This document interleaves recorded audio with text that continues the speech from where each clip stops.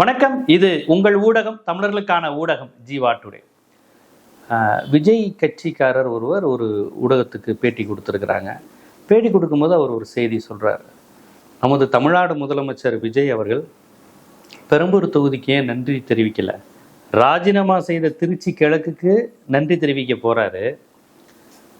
ஆனால் தன்னுடைய தொகுதியான தன்னை ஓட்டு போட்ட வெற்றி பெற வைத்து எந்த தொகுதியை தக்க வைத்திருக்கிறாரோ அந்த தொகுதிக்கு அவர் ஓட்டு கேட்டு நன்றி தெரிவித்து போகலை. அப்போ திருச்சி கிழக்கில் இடைத்தேர்தல் வருது, அதனால் நன்றி தெரிவிக்கிற மாதிரி ஓட்டும் கேட்டு வந்துடலாம், ஸ்டாலின் அன்களும் திமுகவை திட்டிட்டு வந்துடலான்னு போயிருக்காரு ஒழிய அது ஒரு நன்றி அறிவிப்பு கூட்டம் இல்லை. நன்றி தெரிவிக்கிற கூட்டம்னா மக்களை சந்தித்து மக்கள் பகுதிக்கு சென்று என்னை ஜெயிக்க வச்சதுக்கு நன்றி, நான் உங்களுடைய தேவைகளை பூர்த்தி செய்வேன் அப்படின்னு சொல்வதுதான் உலக வழக்கம். திமுக, அதிமுக, பாஜக, காங்கிரஸ்ன்னு தாங்கள் தோத்து போனா கூட அந்த தொகுதிக்கு போய் எனக்கு ஓட்டு போட்ட மக்களுக்கு நன்றி, பரவாயில்ல என்னை இப்போ இந்த முறை தோக்கடிச்சிட்டிங்க, அதனால ஒன்றும் இல்லை, என்னை இந்த அளவு நம்புனீங்கல்ல அந்த அளவுக்கு நன்றின்னு சொல்லுவாங்க. இப்போ 1000 விளக்கு தொகுதியில் எழிலன் தோத்துட்டாரு. தோத்ததுக்கு பிறகு அந்த மக்களை பார்த்து நன்றி சொல்கிறாரு. அது நிறைய பேர் அழுகுறாங்க, நாங்கள் உங்களுக்கு தான் ஓட்டு போட்டோம், பரவாயில்லம்மா அதனால ஒன்றும் இல்லைம்மா இதில் என்ன இருக்குது அப்படிங்கிறாரு அவர். முதலமைச்சர் ஸ்டாலின் தான் தோத்து போன குளத்தூர் தொகுதிக்கு போய் நன்றி தெரிவிக்கிறாரு. அவருக்கும் உதடு பிதுங்கி அழுக வருது. பார்த்த மக்களும் வயிற்றுலையும் மாறலையும் அடிச்சுட்டு அழுததை பார்த்தோம். ஸோ இது ஒரு அரசியல்வாதிக்கும் மக்களுக்குமான ஒரு தொடர்பு பாலம் தான் அந்த நன்றி தெரிவிப்புங்கிறது. ஒரு எம்எல்ஏவோ எம்பியோ சும்மாலாம் தொகுதிக்கு போக மாட்டாங்க, தேவையொட்டி போவாங்க, நலத்திட்டங்கள் நிறைவேற்ற போவாங்க. ஆனால் அந்த நன்றி தெரிவிப்பது அப்படிங்கிறது ஒரு தாய் பிள்ளை உறவு மாதிரி. தாய்மார்களே, அக்காமார்களே, தங்கைமார்களே, தம்பிமார்களே அப்படின்னு கேட்டு ஓட்டு கேட்டு நான் கேட்டதுக்கு நீங்கள் எனக்கு பலன் தந்துட்டீங்கல்ல அப்படின்னு ஒரு கண்ணீர் மல்க நன்றி தெரிவிப்பதுங்கிறது ஒரு உணர்வுபூர்வமான ஒரு இது. அது ஆண்டாண்டு காலமாக தமிழ்நாட்டில் இருக்குது. எல்லா கட்சியினருமே அந்த மரபை, அந்த பண்பை தொடர்ந்து பின்பற்றிட்டு வராங்க. ஆனால் தோத்துப்போன கட்சியிலே இதை பின்பற்றும் போது வெற்றி பெற்ற கட்சி தான் சந்தித்த முதல் தேர்தலிலே மிகப்பெரிய வெற்றியை 108 சீட்டு வெற்றி பெற வைத்திருக்கிறாங்க. அப்போ அப்படி இது பண்ணும்போது அந்த மக்கள்கிட்ட எந்த அளவுக்கு நன்றியுடனும் பாசத்துடனும் நெகிழ்ச்சியுடனும் ஒரு மாதிரி உரிய போய் என்னை இவ்வளோ பெரிய ஆளாக்கியிருக்கீங்க அப்படின்னு நன்றி தெரிவிப்பார் அப்படி எதிர்பார்த்தா, அவர் ஏதோ ஒரு காலேஜில் போய் நின்றுக்கிட்டு ஸ்டாலின் அன்கள்னு வழக்கம் போல் திமுகவை திட்டிட்டு போகிறார். அவங்க கவர்மெண்ட் போயிருச்சு, இருந்தாலும் இவர் திமுக தான் எல்லாத்துக்கும் காரணம்னு வழமையாக பேசிட்டு போயிட்டாரு. நன்றி தெரிவிச்சாரான்னு எனக்கு தெரியல. சரி, ஓகே, எப்படியோ நன்றி தெரிவிச்சிட்டாரு, விடுங்க. ஆனால் பெரம்பூரில் உங்கள் சட்டமன்ற உறுப்பினர் நீங்கள் வச்சிருக்கீங்க, அதையே நீங்கள் நன்றி தெரிவிக்கல அப்படின்னு கேட்கும்போது தாவேகா கட்சிக்காரர் ஒருத்தர் சொல்கிறாரு, அந்த ஊடக செய்தியாளர் அந்த லேடி கேட்குறாங்க, அதுக்கு அவங்க சொல்கிறாரு, அவர் போலேன்னு யார் சொன்னா, அவர் மாறு இடத்துல போய்கிட்டு தான் இருக்காரு அப்படிங்கிறாங்க. இந்த பதில் கேட்ட உடனே உங்களுக்கு சிரிப்புக்காகவும் மீம்ஸ் கண்டென்ட்டுக்கும் பயன்படலாம். ஆனால் எனக்கு ரொம்ப இது வேதனையாக இருக்குது. ஏன்னா ஒரு தமிழ்நாடு, ஒரு அரசு நிர்வாகம், அரசாங்கம், முதலமைச்சர், இந்த வார்த்தைகளுக்கு பின்னாடி எவ்வளவு வேல்யூ இருக்குது. சிலப்பதிகாரத்தில் புகழ்ந்து பேசப்பட்ட தமிழ்நாடுங்க இது. அந்த தமிழ்நாட்டின் முதலமைச்சர் பொறுப்புங்கிறது ஒரு பெரிய விஷயம். அவர் மாறு இடத்துல போய் நன்றி சொல்லிக்கிட்டு இருக்காருன்னு உண்மைக்கு புறம்பான ஒரு விஷயத்த சொல்கிறீங்க. 4 பேர் சிரிக்கணுங்கிறதுக்காண்டியும், காமெடிக்காண்டியும், சும்மா அந்த நேரத்துக்கு பொழுதுபோக்குறதுக்காண்டியும், யூடியூப்பில் வைரல் ஆகிறதுக்காக இந்த மாதிரி பேசுகிறீங்களா? ரொம்ப வேதனையாக இருக்குது. நன்றி தெரிவிக்க எதற்குங்க ஒரு முதலமைச்சர் மாறு இடத்துல போகணும்? மக்கள் பிராது கூடும். அந்த காலத்தில் மன்னர்கள்ட்ட மன்னர் அம்மா நைட்டு திருட வரான் ராஜா, நீங்கள் தான் கண்டுபிடிக்கணும்னா அந்த காலத்து மன்னர்கள் அப்படி வந்தாங்கன்னு சொல்லுவாங்க. அதெல்லாம் எந்த அளவுக்கு உண்மைன்னு தெரியல. மன்னர்களை பற்றி பெருமையாக பேசுவதெல்லாம் எந்த அளவுக்கு உண்மைன்னு கிடையாது.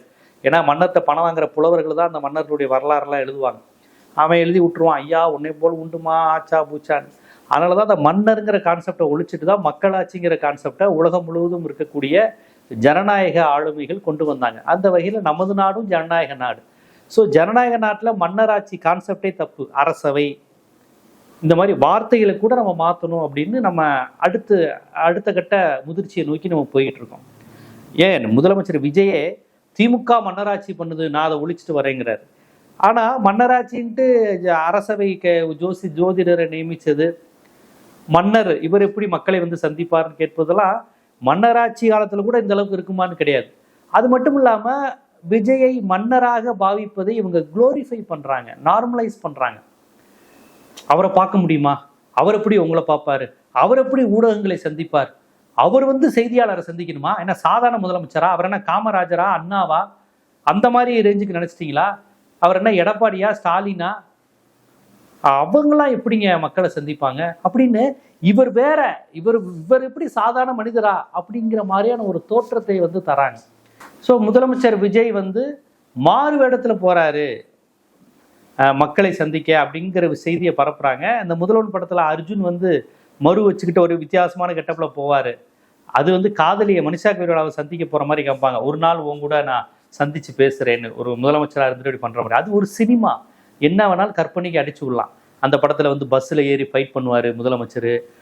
ரவுடி பசங்களை அவரே போய் ஃபைட் பண்ணி பாலத்துலேருந்து இறங்கி குதிச்சு அடிப்பார். உடம்புல ஒரு ட்ரெஸ் இல்லாமல் சகதிக்குள்ளே எந்திரிச்சு நின்று வருவார். அது சினிமா. மக்கள் எதையெல்லாம் நினச்சி பார்க்க முடியாதோ, நிஜத்தில் பார்க்க முடியாதோ அதை சினிமாவில் விஷுவலாக ட்ரீட்டாக காமிக்கிறாங்க.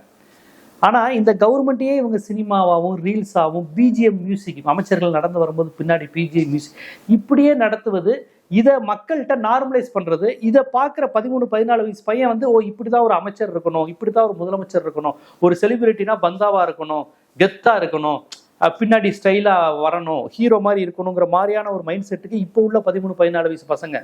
ஏன்னா அவங்க கலைஞர், ஜெயலலிதா, எம்ஜிஆர், எடப்பாடி யாரையுமே அவங்க பார்த்தது கிடையாது. கடந்த கால ஸ்டாலின் ஆட்சி கூட விவரம் தெரியாது, 3ஆம் கிளாஸ் 4ஆம் கிளாஸ் படிச்சுட்டு இருந்திருப்பாங்க.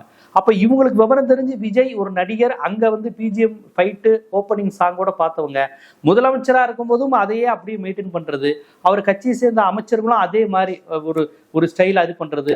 முதல்வர் அர்ஜுன் மாதிரி வந்து அந்த ஆய்வு செய்யறது, தேன்மிட்டாய் எப்போ போட்டாங்க, முறுக்கு எப்போ போட்டாங்கன்னு கேட்குறது. இவங்களுக்கு வந்து சட்டம், மரபு இதெல்லாம் தேவையில்லை, ஸ்டைல் தான் முக்கியம். ஸ்டைலு, தோரணை, மியூசிக்கு, ஒரே நாள் அடிச்சேனா, தூக்கி அடிச்சேனா, இந்த மாதிரியான ஸ்டைல்லே அவங்க கொண்டு போறாங்க.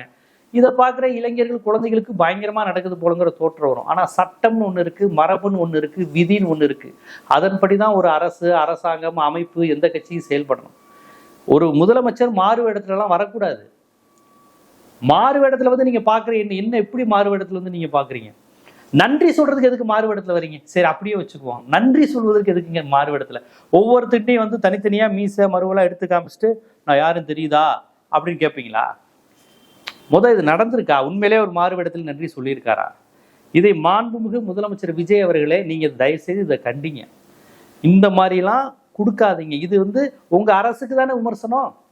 நீங்கள் செய்யாத ஒன்றை செய்து கொண்டிருப்பதாக சொல்வது என்பது உங்களை இழிவுபடுத்துவது. இல்லாட்டி இதை நீங்க ரசிக்கிறீங்களா? இல்லை நீங்களே சொல்லி பேச வச்சிங்களான்னு வரும்ல. எப்பா நான் நன்றிலாம் சொல்ல முடியாது, நான் வேற மாதிரி சொல்லிக்கிட்டு இருக்கேன்னு நீங்க பரப்பி விடுங்க, நீங்களே சொன்னீங்களா? எப்படி இப்படி ஒரு ஸ்டேட்மெண்ட் விடுறாங்க? ஸ்டாலின் செய்யாத ஒன்றை கடந்த காலத்தில் திமுக காரங்க உட்காந்துக்கிட்டு அவர் செய்யலைன்னு யார் சொன்னா? அவர் வாட்ச் பண்ணிக்கிட்டு இருக்காருங்க, அவர் ஒவ்வொரு வீட்லையும் ரெகுலராக அப்படி பண்றாரு அப்படின்னு சொன்னா இந்நேரம் என்னென்ன மீம்ஸ் போட்டிருப்பாங்க, கிண்டல் அடிச்சிருப்பாங்க. ஸ்டாலின் வரலையா, ஸ்டாலின் மாதிரியே கெட்டப் போட்டு அவர் வந்தாராம், வயசான கெட்டப்பில் வந்தாராம், அப்படியே ஒரு மீசியை முறுக்கிக்கிட்டப்பில் வந்தாராம் அப்படின்னு இந்நேரம் என்னென்ன போட்டிருப்பாங்க. முதல்ல ஸ்டாலின் அப்படி செய்ய மாட்டார், எடப்பாடி அப்படி செய்ய மாட்டார், எம்ஜிஆரும் சினிமாலேருந்து வந்தவர் தான், இப்படிலாம் பண்ணலை.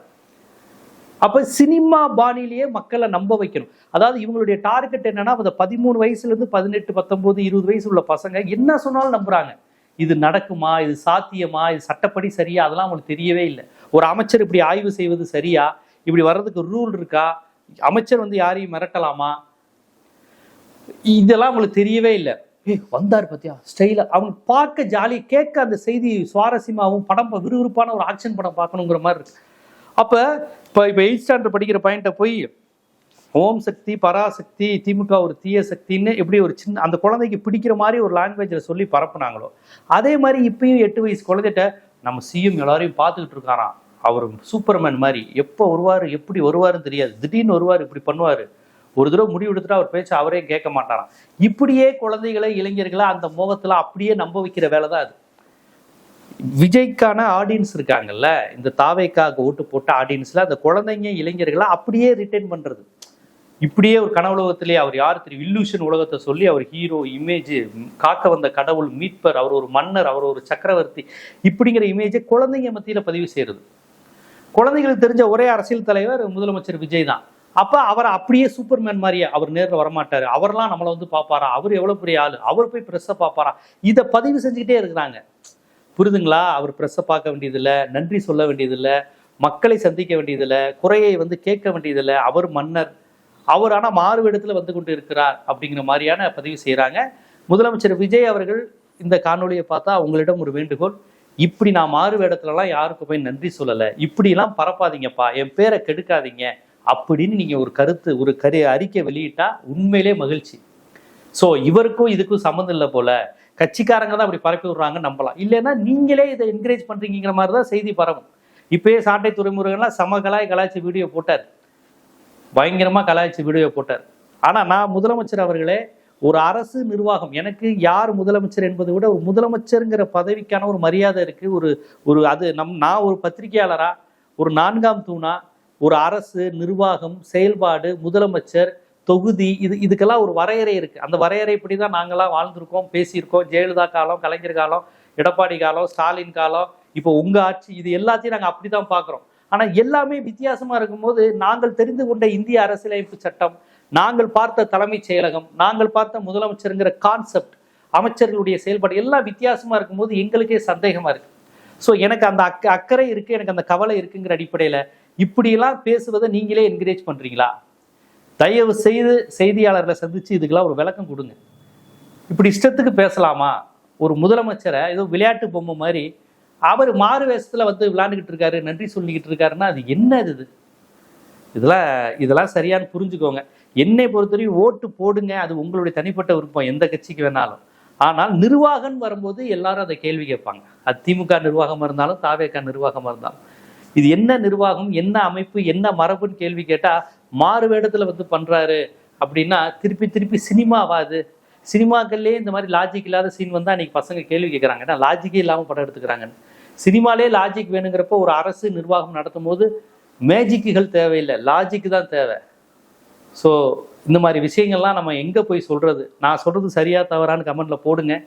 என்னை விட மூத்த பத்திரிகையாளர்லாம் இருக்கீங்க. கடந்த காலத்தில் முதலமைச்சர்கள் இப்படி மாறு வேடத்தில் வந்திருக்காங்களா? மாறு வேடத்தில் வந்ததா இப்படி உண்மைக்கு புறம்பா அமைச்சர்கள் கட்சிக்காரங்க பேசியிருக்காங்களா? பாருங்க இதெல்லாம் எங்கே போய் முடியுதுன்னு. தயவு செய்து இது குறித்து உங்களுடைய அக்கறையும் கவலையும் ஆதங்கத்தையும் பின்னூட்டங்களில் போடுங்க. இதை கண்டு முதலமைச்சரும் அரசும் நிர்வாகமும் இதுக்கு தயவுசெய்து நடவடிக்கை எடுங்க. இந்த மாதிரிலாம் பேசுவதை நிறுத்துங்க. இல்லைன்னா நீங்கள் தான் இதை என்கரேஜ் பண்ணுறீங்கிற மாதிரி அது எதிர்க்கட்சியில் பேசுவதை தடுக்க முடியாது. இது போன்ற அரசியல், சமூகம், சினிமா, சட்டம் போன்ற பல்வேறு விழிப்புணர்வு காணொளிகள் உங்களை வந்து சேருவதற்கு ஜீவா டுடே சேனலை சப்ஸ்கிரைப் பண்ணுங்க, ஆதரவு தாங்க. நன்றி.